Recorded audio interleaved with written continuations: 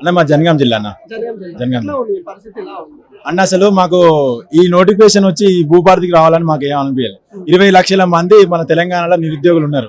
అయితే అప్పుడున్న మా మంత్రి గారు పొంగులేటి ఇప్పుడు ఉన్నారు కదా, అప్పుడు పొంగులేటి మంత్రి గారు ఏమంటే లైసెన్స్ సర్వేర్ వ్యవస్థ తీసుకొస్తున్నాం, భూభారతి ప్రక్షాళన చేస్తాం, అది ధరణి ప్రక్షాళన చేసి భూభారతి తీసుకొస్తాం, ప్రతి ఒక్కరికి సర్వే మ్యాప్ ఉండి భూ ఆధార్ ఇస్తామని చెప్పి 2025 మే 25న 126 జీవో నెంబర్ తీసుకొచ్చి మీకు 30,000 రూపాయలు 30,000 రూపాయల యొక్క ఆర్థిక భరోసా కల్పిస్తామని చెప్పి ప్రతిరోజు ఈ రోజు వస్తున్నారు ప్రతిరోజు కల్పించి 120 జీవో తీసుకొచ్చి ఒక ఎస్సీ ఎస్టీ వాళ్ళకు 25 రూపాయల 25 మీరు ఫీజు కట్టండి, బీసీ వాళ్ళకు 5,000 ఫీజు కట్టండి, ఎస్సీ ఓసీ వాళ్ళకు 10,000 ఫీజు కట్టండి, ఫీజు కట్టించి మళ్ళా ఇక్కడ క్వాలిఫికేషన్ ఏంటంటే ఇంటర్, డిప్లొమా, పీజీ, అది పీజీ బీటెక్ సివిల్ వీళ్ళకి మళ్ళీ 70-60% ఉండాలి.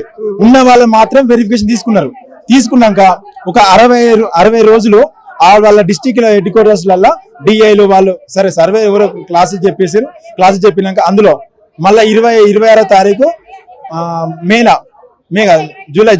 జూలైలో మాకు ఎగ్జామ్ పెట్టి అందులో కూడా సర్వే ఎగ్జామ్ పెట్టిరు, ప్రాక్టికల్ పెట్టిరు, మ్యాపింగ్ పెట్టిరు. వీటి ప్రతి ఒక్క దాంట్లో 60% మార్కులు వస్తేనే తీసుకున్నారు. మళ్ళీ 60% వచ్చినాక వీళ్ళు పాస్ అయినాక మళ్ళీ మండల హెడ్ క్వార్టర్స్ లా కూడా ఒక 40 రోజులు ట్రైనింగ్ మండల విలేజ్లలో, ఆ విలేజ్ లో జమాబందీ కావచ్చు, వాళ్ళకి టీపన్ కావచ్చు, ఒక సర్వే ఒక రూమ్ కావచ్చు, వాళ్ళ యొక్క ఎలా ఉంటాయి వాళ్ళని చూసి అక్కడ ఫీల్డ్ వర్క్ చేయించారు. 40 రోజులు అప్రెంటిస్ చేయించినాక మేము ఏమేమి సర్వే చేసినాం వాటికి కూడా ఒక మంత్లీ యొక్క ఏమేమి చేసినా వర్క్ రాసి ఒక రిపోర్ట్ సబ్మిట్ చేసినాక కొన్ని నెలల తర్వాత మాకు అప్రెంటిస్ ఎగ్జామ్ ఉన్నది. ఎగ్జామ్ మన జనగాం అంటే మా డిస్ట్రిక్ట్ హెడ్ క్వార్టర్స్ లా ఎగ్జామ్ పెట్టి అందులో కూడా 70% వచ్చినాక ఆ దీపావళి ముందు రోజు అక్టోబర్ 19, 2025 రోజున మాకు సర్వే లైసెన్స్ ఆ శిల్పకళా వేదికల మన ముఖ్యమంత్రి గారు ఆ రోజు మాకు ఇచ్చినాక ఏమైంది, రేపు మీకు దీపావళి పండుగ కాదు, ఇవాళ దీపావళి పండుగ, నిన్ననే గ్రూప్ 1 గ్రూప్ 2 వాళ్ళకి ఇచ్చేసినాం. ఇక్కడే మీకు రేపు మార్చింది. రైతు యొక్క వెన్నుముక, దేశానికి రైతు వెన్నుముక ఎలాగనో ఈ రెవెన్యూ వ్యవస్థకు లైసెన్స్ సర్వేర్ కూడా వెన్నుముక అని చెప్పి మనం తీసుకున్నాక మేమే అడిగినామంటే మేము ప్రతి ఒక్కరు రైతు కుటుంబమే కాబట్టి ఒక కమిషన్ బేస్ అన్నాడు. ఇది ఎకరానికి ఒక 500 రూపాయలు, 2 ఎకరాల వరకు 1000 రూపాయలు, 3 ఎకరాల వరకు 4,000 అని లైసెన్స్ ఇచ్చారు. 2 సంవత్సరాల రెన్యువల్ ఇచ్చినాక ఏమైందంటే మేము రైతు కుటుంబం నుంచి వచ్చినాం కానీ సార్ మాకు ఇలా కమిషన్ బేస్ వద్దు, మేము కూడా రైతు కుటుంబం వచ్చినాం, నేను 500 తీసుకున్న కమిషన్, ఒక 1000 రూపాయలు తీసుకున్న కమిషన్, ఒక 2,000 తీసుకున్న కమిషన్ తీసుకుంటే ఏమవుతుంది వ్యవస్థ? మీరు వచ్చినాక మీరు ఇట్లా కమిషన్ తీసుకున్నాను ప్రభుత్వం మీద వ్యతిరేకత వస్తుంది. కమిషన్ ఒకరి కమిషన్ తీసుకుంటే అదే సార్ ఆ కమిషన్ ఇచ్చే బదులు మీరు ఎన్ని ఎకరాలు అయితే మీరు అనుకుంటారో దాని ప్రకారమే మాకు ఒక శాలరీ లెక్క. సరే మీరు 2,000 ఎకరాలు కొలిపించుకోరు, నెలకు 3,000 ఎకరాలు కొలిపించారు, 30 రోజులు నెలకు 30 రోజుల పనులు మీరు చేయించుకోరు, మాకు ఒక అలాంటిది జీతం లెక్క ఇవ్వండి. మాకు డిఏలు వద్దు, మాకు ఏదొద్దు. మొన్న కూడా సార్ ఒకటి చేసిండు, ఇది మన వీళ్ళు టెక్నికల్ నాన్ టెక్నికల్ వాళ్ళకి 18,000 రూపాయలు శాలరీ ఇచ్చారు. టెక్నికల్ వాళ్ళు ఇచ్చినప్పుడు మేము టెక్నికల్ లైసెన్స్ సర్వే అయితేనే టెక్నికల్ వాళ్ళు మరి నాన్ టెక్నికల్ 18,000 ఇచ్చినప్పుడు టెక్నికల్ 18,000 రూపాయలు ఎక్కువ ఇవ్వాలి. అది కూడా లేదు. సరే ఇవి అయిపోయినాక ఇప్పుడు మళ్ళీ ఈ రీసర్వే మాకు సమస్య లేదు. మాకు 126 జీవో ఇచ్చిన దాంట్లో రీసర్వే గురించి లేదు. మీరు ఒక సర్వే మ్యాప్ వేయాలి, మ్యాప్ వేసి మీరు ఇచ్చిన మ్యాప్ మన డిప్యూటీ సర్వేరు వాళ్ళు ఓకే చేస్తారు. ఓకే చేసినాక రిజిస్ట్రేషన్ అవుతుంది. దీనికోసమే మమ్మల్ని తీసుకున్నారు. తర్వాత ఇదేమైందంటే సర్వే ఆఫ్ ఇండియా వాళ్ళు అందరికీ రీసర్వే చేయాలి. 1923 వరకు ఫస్ట్లీ 12-13 ఫస్ట్లీ చట్టం ప్రకారం ఈ భూభారతి ప్రతి ఒక్కరు రీసర్వే చేయాలి. మనం రీసర్వే చేసినప్పుడు ప్రతి 30 ఏళ్ళకో 40 ఏళ్ళకో రీసర్వే చేయాలి. కానీ 100 ఏళ్ళు 120 ఏళ్ళు అయినా రీసర్వే జరగలే కాబట్టి దాని ప్రకారం రీసర్వే చేయాలని వాళ్ళు వస్తే రీసర్వే చేయాలంటే సర్వేర్ లేరు. మన తెలంగాణ మొత్తం చూసినా మండల సర్వేలు 300 మందే ఉన్నారు. 600 మండలాలు ఉంటే 300 మందే సర్వేర్లు ఉన్నారు. కాబట్టి వీళ్ళకు సాధ్యం కాదు. కాబట్టి మమ్మల్ని తీసుకున్నాం, మేము ఖాళీగా ఉన్నాం కాబట్టి మీరు చేయండి, ఎకరానికి 20 రూపాయలు చేయండి. తీసుకెళ్ళాం. ఫస్ట్ మాకు ఇవ్వగానే మా మండలంలో మెమోరాండం ఇచ్చుడు, దాని తర్వాత జిల్లాల మన ఏడీ గారికి కలెక్టర్ గారికి మెమోరాండం ఇచ్చుడు, దాని తర్వాత సర్వే ఇండియా వాళ్ళకి ఇచ్చుడు, హనుమంతరావు గారికి ఇచ్చిన వాళ్ళందరికి ఇచ్చిన మేమన్నా వాళ్ళందరికి ఇచ్చినా కానీ మా దగ్గర లేదు.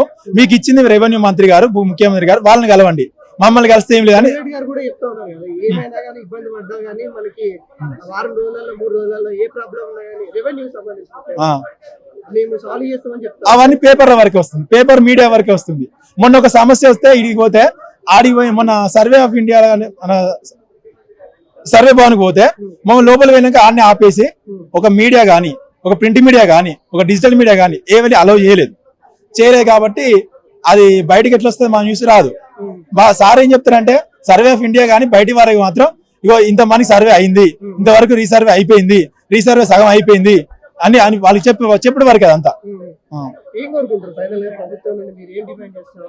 మేము ఒక రైతు కుటుంబం వచ్చినాం కాబట్టి రైతుకు అన్యాయం చేయకుండా మినిమం ఎంతో శాలరీ, ఒక టెక్నికల్ కు శాలరీ ఎంత ఇచ్చినో, టెక్నికల్ ఎంత అడుగుతారో అంత శాలరీ ఇవ్వండి. మేము మండలం ఓల్డ్ మండలం కాబట్టి 25,000 ఇచ్చినా 20,000 ఇచ్చినా ఒక శాలరీ పర్పస్ ఇస్తే డిఏలు మనకు లక్షలు ఏమొద్దు. మళ్ళీ ఇంకోటి ఏంటంటే మొన్న ఒక సర్వేర్ వేయండు, రీసర్వే వేయండు, వాళ్ళన్నట్టే 20,000 20 రూపాయలు 10 రూపాయలు కానీ సర్వే అట్లా పోయిండు. 1 రోజు 2 రోజులు చూద్దామని పోయిండు, పాము కరిచింది. ఆయన కామారెడ్డి డిస్టిక్ హెడ్ క్వార్టర్ లాగా ఉన్నాడు కాబట్టి తొందరగా వేయండు, రికవర్ అయ్యిండు. మీరు వేరే వాళ్ళు అయితే మొన్న ఒకరు గుండ్రాకులో చనిపోయిండు. ఆ చనిపోయిన వానికి ప్రభుత్వం అడిగినాం, సార్ మీరు ఎట్లాగో ఒక రైతు చనిపోతే 5 లక్షల ప్రమాద బీమా ఇస్తారు కదా, ఒక రైతు కామన్ రైతు చనిపోతే, మరి ఒక సర్వే చనిపోతే 1 లక్ష రూపాయల 2 లక్షల ప్రమాద బీమా, ప్రమాదం జరిగినాకనే బీమా చేయండి సార్ అని అంటే అదేం చెప్పలే.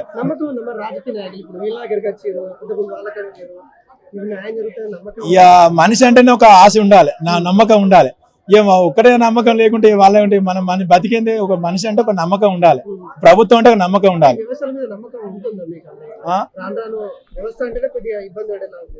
ఏ వ్యవస్థ అయినా మనం ప్రశ్నించాలి, మనకు కావాల్సింది ఏంది అంటే ఇప్పుడు మన అప్పుడున్న పరిస్థితులను బట్టి ఒక నిర్ణయం తీసుకుంటారు. రాను భవిష్యత్తులో పరిస్థితులను బట్టి ఆ నిర్ణయం మారాలి, కానీ అదే నిర్ణయం తీసుకుంటే కాదు.